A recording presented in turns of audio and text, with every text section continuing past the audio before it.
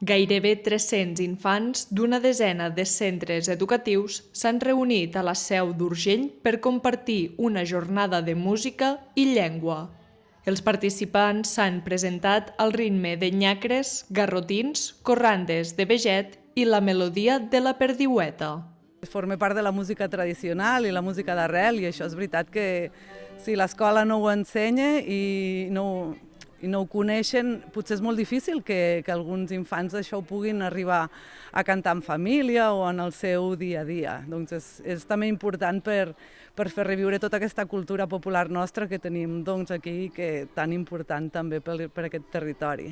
Els escolars han treballat la improvisació amb l'elaboració de rimes a partir de paraules, objectes i quartetes inacabades.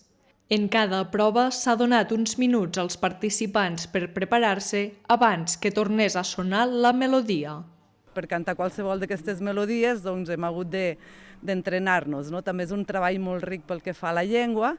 Ells han après a composar quartetes, que són una estrofa de 4 versos, han après doncs, que el primer ha de rimar amb el quart, després cada vers ha de tenir 7 síl·labes, es compta fins a l'última síl·laba tònica, doncs sí que la veritat és que és un projecte de música i llengua. La proposta, organitzada pel Servei Educatiu de l'Alt Urgell, també ha fet un homenatge al músic Pep Lizandre, que fa una dècada que s'encarrega de l'acompanyament musical conjuntament amb professorat dels centres.